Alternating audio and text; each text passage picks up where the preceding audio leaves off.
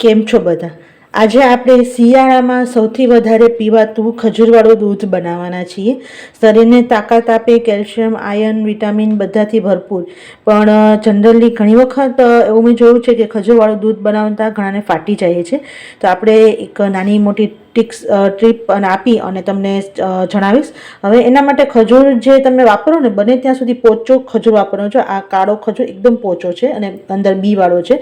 અને સાથે થોડાક કાજુ, બદામ ને અખરોટ લીધા છે.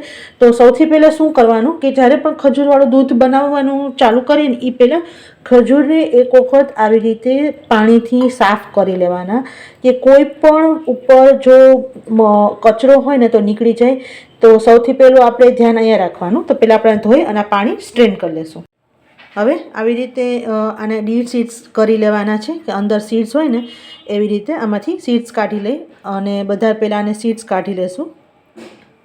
આપણે સીડ્સ કાઢી લીધા છે અને હવે કાજુ, બદામ અને અખરોટ આની અંદર નાખી દઈશું. આની અંદર તમે તમારા ચોઈસના પ્રમાણે અને થોડુંક વધતું ઓછું માપ પ્રમાણે કોઈ પણ ડ્રાયફ્રૂટ લઈ શકો. પણ કાજુ, બદામ લગભગ બધાના ઘરે હોય. સાથે તમે જો પિસ્તા લેવા માંગતા હોય તો પિસ્તા પણ લઈ શકો, સાથે ખસખસ પણ લઈ શકો, થોડાક મગજતરીના બી પણ લઈ શકો.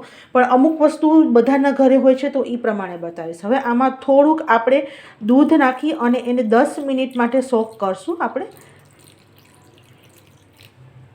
જો 10 મિનિટ થઈ ગઈ છે અને હવે આપણા થોડોક વસ્તુ બધી સોફ્ટ થઈ ગઈ છે. ખજૂર ઓલરેડી સોફ્ટ છે, પણ કાજુ, બદામ થોડાક સોફ્ટ થઈ જાય, અખરોટ સોફ્ટ થઈ જાય. અને આને હવે એક સ્મૂથ પેસ્ટ કરી લેશું.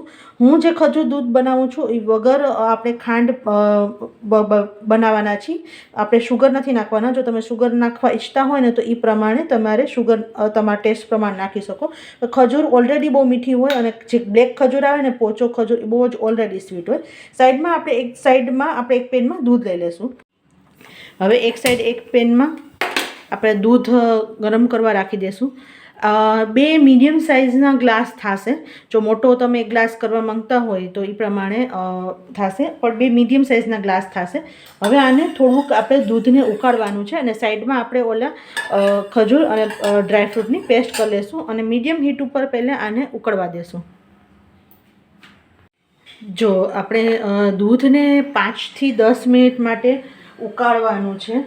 એટલે તમારે જ્યારે પણ દૂધ આવી રીતે ખજૂરવાળું જો દૂધ બનાવવું હોય તો તમે આવી રીતે ખજૂર અને ડ્રાયફ્રૂટની મિનિમમ દૂધ સાથે પેસ્ટ બનાવજો અને 2 થી 3 દિવસ માટે રહેશે. તો જો રોજ જો પેસ્ટ ન બનાવી હોય ને તો તમે ખજૂરવાળું દૂધ પીવાના શોખીન હોય મારી જેમ, તો 2 થી 3 દિવસ માટે આવું સ્ટોર ફ્રીઝરમાં કરી શકો અથવા ફ્રીઝમાં કરી શકો તમે. જો આપણે દૂધ ઉકળવા માંડ્યું છે, જો આવી રીતે સરસ 1-2 મિનિટ માટે આપણે ઉકાળશું પહેલે. અને સાથે થોડુંક હું કેસર નાખું છું, ઓપ્શનલ છે, તમને જો ભાવતું હોય તો નાખી શકો.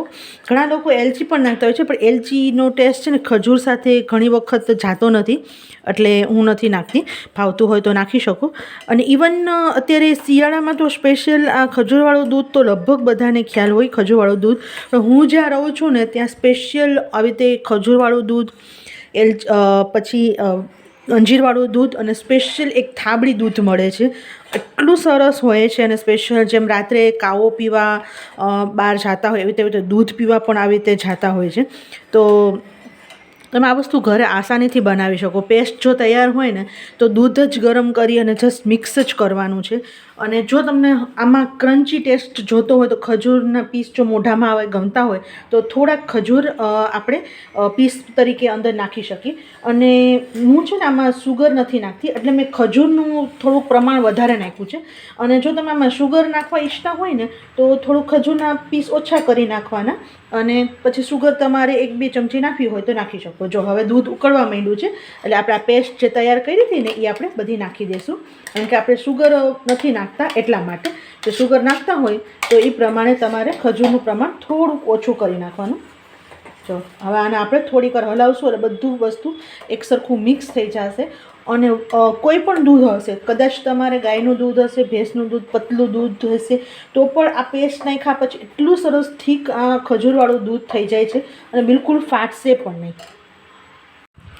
જો આમ સરસ અત્યારે જ તમને એવું લાગશે કે કેટલું ક્રીમી છે અને જરાય ફાટ્યું નથી. ખજૂર દૂધ બનતા બહુ વાર નથી લાગતી અને શિયાળામાં સ્પેશિયલ તમને ખજૂર ખાવાના ઘણા બધા ફાયદા છે. તો ખજૂર આપણે ઘણા ફોર્મમાં ખાતા હોય, ખજૂર પાકના ફોર્મમાં પણ ખાતા હોય કે ખજૂરવાળું દૂધમાં તમે એમને ખજૂર ઘી પણ ખાઈ શકો. તો ડિફરન્ટ ટાઈપના જુદી જુદી રીતે ખજૂર ખાઓ શિયાળામાં તમને ખૂબ જ ફાયદો કરશે. અને મીડિયમ સાઇઝનું આપણે જેમ બજારમાં થર્મોકોલ નાના ગ્લાસ હોય, થર્મોકોલના કપ, એવડું દૂધ પીશો તો તમને બહુ જ હેલ્ધી અને તમને એકદમ ફૂલફિલિંગ પેટ તમારું એકદમ ફૂલફિલ થઈ જશે એકદમ. અને ખાસ કરીને બાળકોને આવી રીતે દૂધ આપશો ને તો તમને એને ચોકલેટવાળું દૂધ જેવું લાગશે. તો જો એકદમ સરસ ઉકળી ગયું છે અને ગરમ ગરમ જ દૂધ પીવાની આ મજા આવે છે. તો આપણે આને સર્વ કરી લઈ.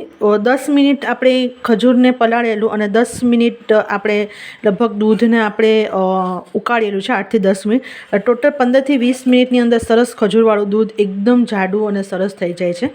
અને જેમ મેં પહેલે કીધું કે જો તમારે થોડુંક ખાંડ નાખવું હોય તો ખજૂરનું પ્રમાણ ઓછું કરી દેવાનું, પણ હું અત્યારે ખજૂર ખાલી મીઠાશ માટે જ વાપરી છે, ખાંડ નથી વાપરતા, એટલે થોડોક ખજૂરના પીસ 4-5 પીસ વધારે છે. હવે આપણે આને સર્વ કરી લઈએ.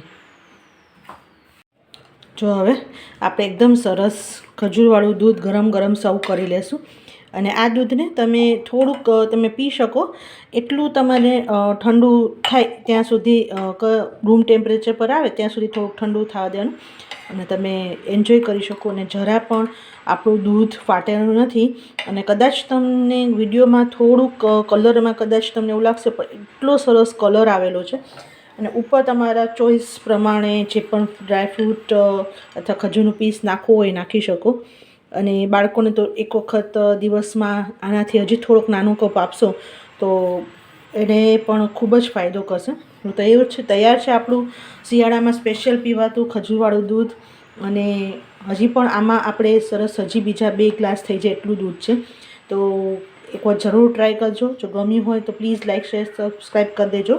અને સાથે બેલ આઇકન દબાવી ઓલ દબાવી દેજો, જેથી આવનારા બધા વિડીયોની નોટિફિકેશન તમને મળતી રહે. આવજો.